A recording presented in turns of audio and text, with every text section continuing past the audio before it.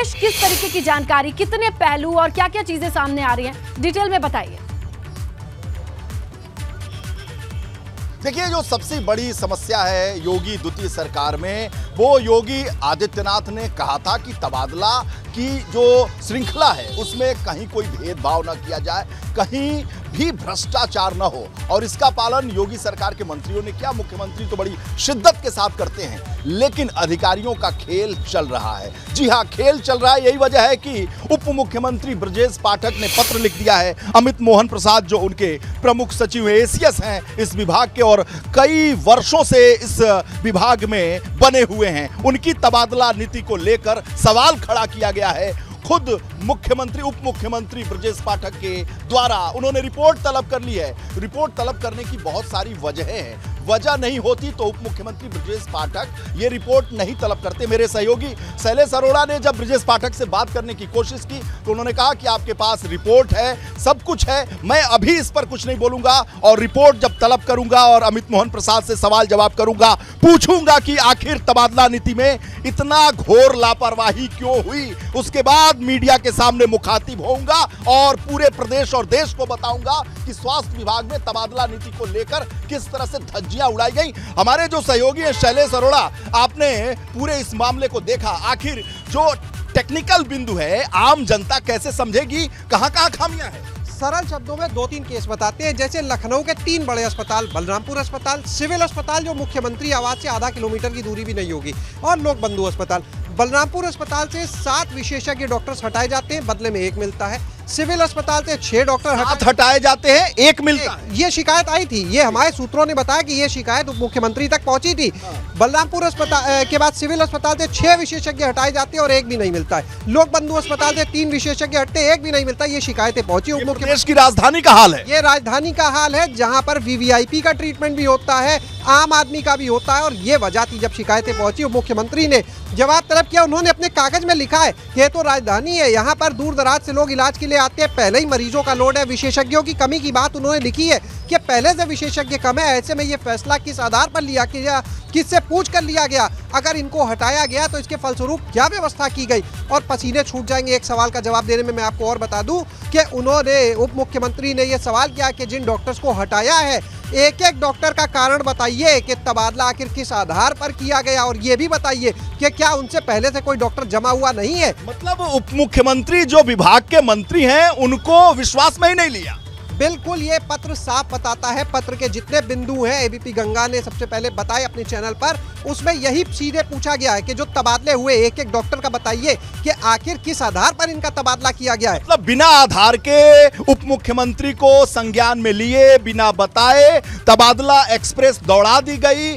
आम जनता का क्या इस पर असर पड़ेगा, लखनऊ के लोगों के, प्रदेश की राजधानी पर क्या असर पड़ेगा, और प्रदेश की जनता पर क्या असर पड़ेगा, उप मुख्यमंत्री की कार्यशैली पर क्या असर पड़ेगा, स्वास्थ्य विभाग की व्यवस्था पर क्या असर पड़ेगा, और योगी सरकार जो जीरो टॉलरेंस की नीति पर चल रही है, भ्रष्टाचार के खिलाफ जीरो टॉलरेंस रखी हुई है योगी सरकार, उस पर कई वर्षों से स्वास्थ्य विभाग में जमे हुए अमित मोहन प्रसाद के खिलाफ बिगुल फूंक दिया है उप मुख्यमंत्री ब्रजेश पाठक ने, जो लगातार मंत्री बनने के बाद दौरे कर रहे हैं, स्वास्थ्य विभाग की खामियों को उठा रहे हैं और दिखा भी रहे हैं और सचेत कर रहे हैं कि कैसे स्वास्थ्य विभाग में जो लापरवाही है उसको ठीक किया जाए। और इसी के मद्देनजर वो जिले जिले जा रहे हैं, जिलों में जाकर वहां के स्वास्थ्य विभाग की जो सच्चाई है उसको ठीक करने की कोशिश कर रहे हैं। और तबादला नीति को लेकर मुख्यमंत्री योगी आदित्यनाथ तो खुद बहुत ही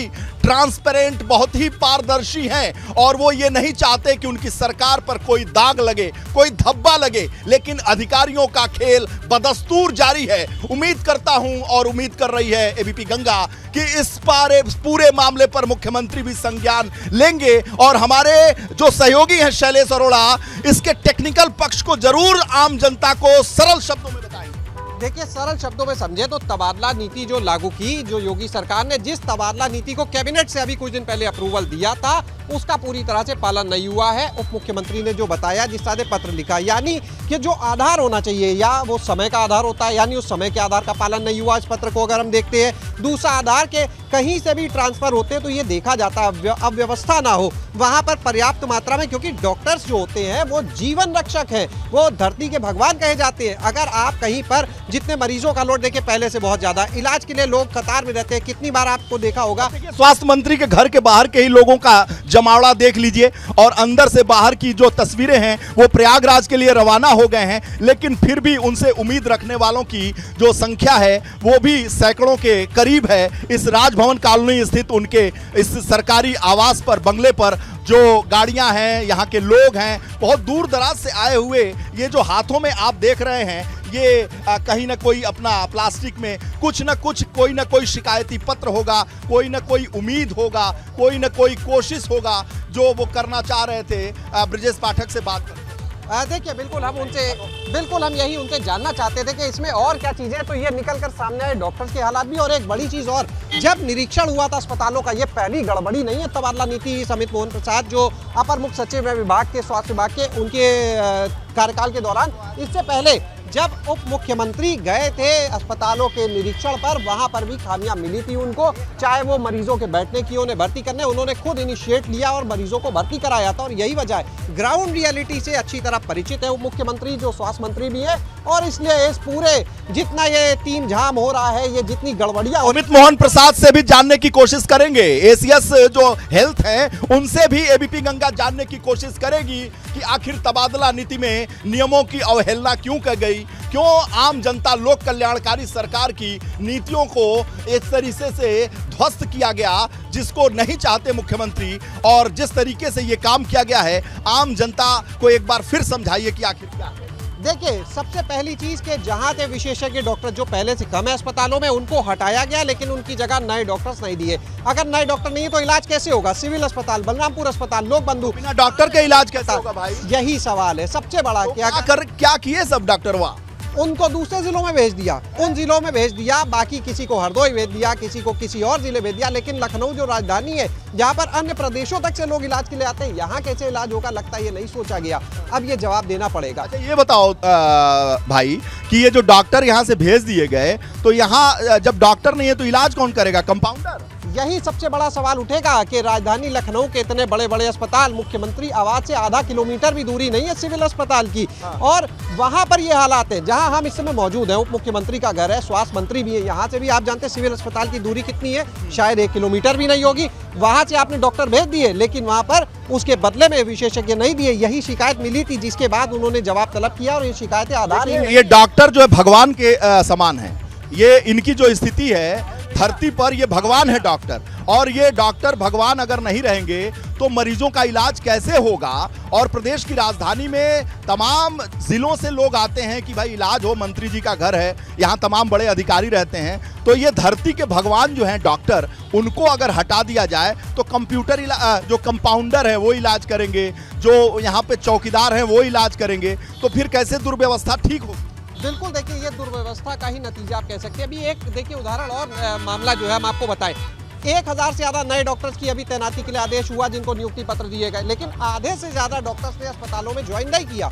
आखिर क्यों? सरकारी नौकरी के लिए तो लोग इतना लड़ते हैं, जद्दोजहद है, लेकिन इन सरकारी अस्पतालों में नियुक्ति पत्र के बाद भी डॉक्टर क्यों नहीं आ रहे हैं? ये बड़ा सवाल। यानी अव्यवस्था है, यानी वो सुविधाएं नहीं मिल पा रही, चाहे वो डॉक्टर्स को भी। इस बात से इनकार नहीं किया जा सकता कि सूबे के मुख्यमंत्री योगी आदित्यनाथ पूरी व्यवस्था को, स्वास्थ्य, शिक्षा, ऊर्जा, हर व्यवस्था को ठीक करने की कोशिश करते हैं, और वो किसी दिन हम और आप एक दिन छुट्टी ले लें, लेकिन जब से वो मुख्यमंत्री बने हैं 2017 से, एक दिन भी वो छुट्टी नहीं लिए हैं। आम जनता लोक कल्याणकारी योजनाओं को जमीन तक पहुंचाने के लिए सारी कोशिशें मुख्यमंत्री की बनी रहती हैं, और वो पसीना बहाते रहते हैं। आपको याद नहीं होगा कि वो मुख्यमंत्री बनने के बाद एक दिन भी छुट्टी पर रहे हों, एक दिन भी कहीं बैठे हों। लगातार वो निरंतर चल रहे हैं। आज बनारस जाना है, चित्रकूट है, उसके बाद से बुंदेलखंड एक्सप्रेसवे है। सारी कोशिशें उनकी लगातार निरंतर इस देश की, इस प्रदेश की जो जनता है उसकी बेहतरी के लिए है, और सूबे की बेहतरी के लिए है,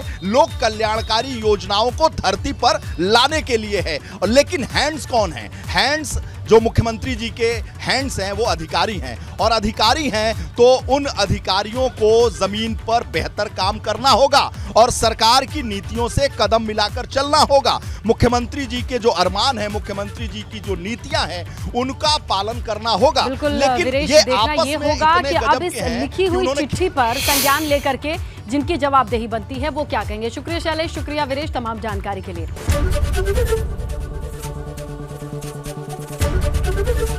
एबीपी गंगा, खबर आपकी, जुबान आपकी।